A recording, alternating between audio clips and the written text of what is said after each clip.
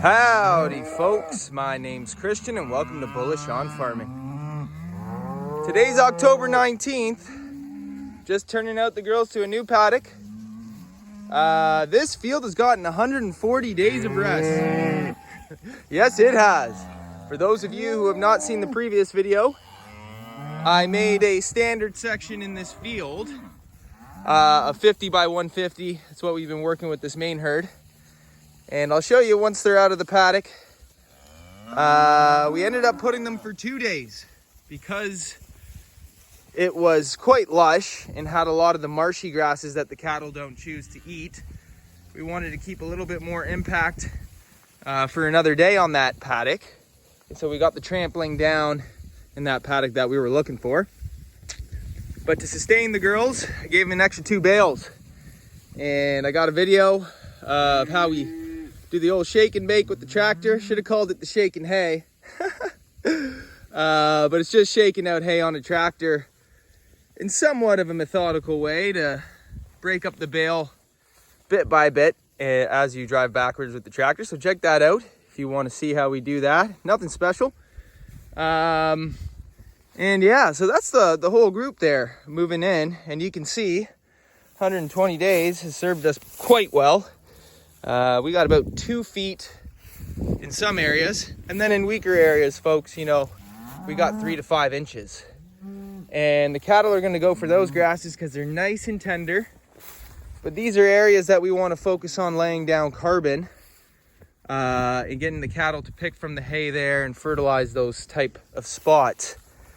We're looking for more carbon cover, right? So in areas like this where you can see the bare soil, we want to work on areas like that. This side of the field is a little weaker, although with 120 days rest, it's not looking bad. And some areas are quite thick. When you go through it, there's so much carbon laid down. And so how did we get 140 days rest on this section or on this field? And we got another one to graze, same amount of rest. Well, we grazed it on the first lap. The grass got ahead of us. And a lot of it went mature to seed. As you can see, some of the dry fescue still standing. But notice that a lot of the tips are actually bitten off because we strip grazed it and got the cattle to eat the seed head and trample a lot of the mature grass.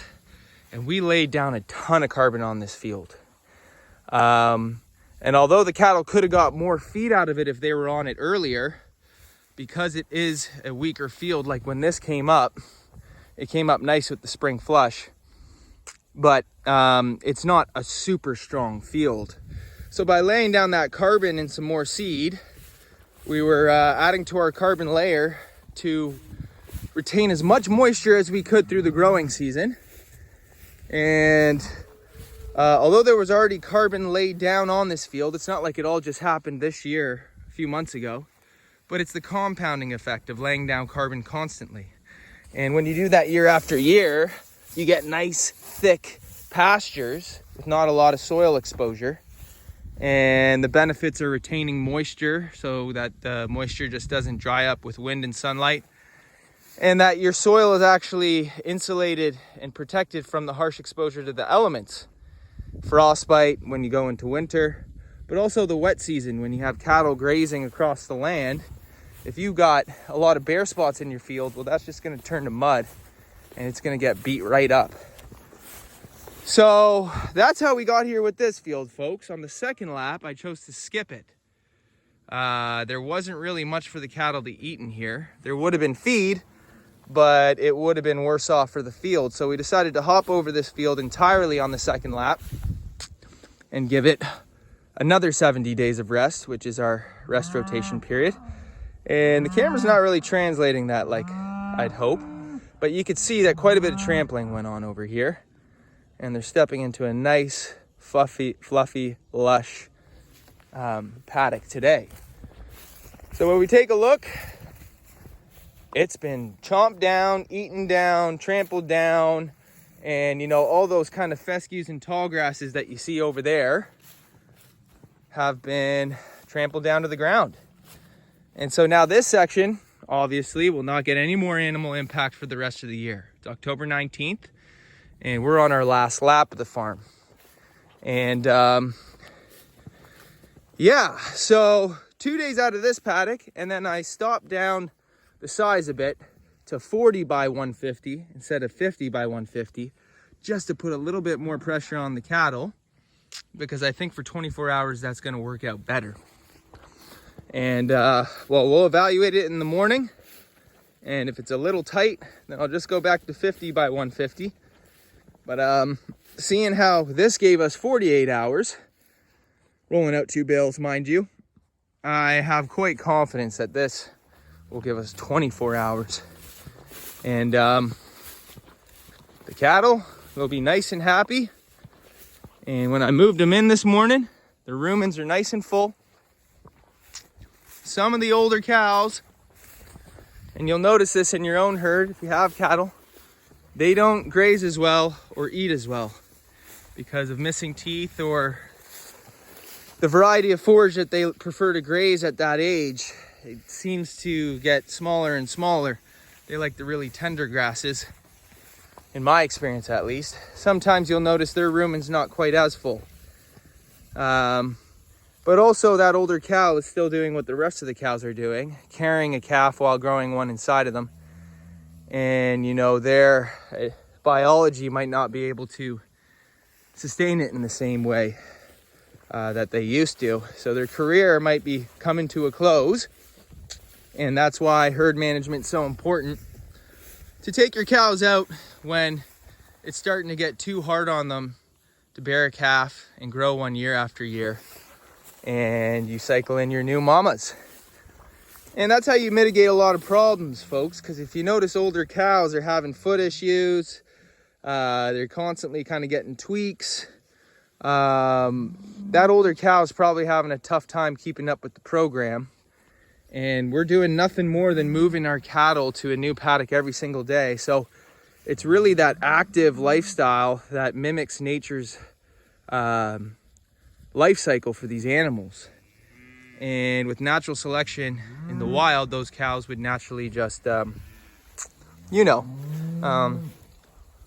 be left behind or get taken out. So it's not that we want to be taking out cattle. The way we look at it is just managing our herd to make sure that we're setting up our animals for success by evaluating them through the growing years and calving years and how they perform. And if there's any sign of struggle, you note to take that cow out soon and find it either a new home or ship it off. Whatever you do with your animals is up to you.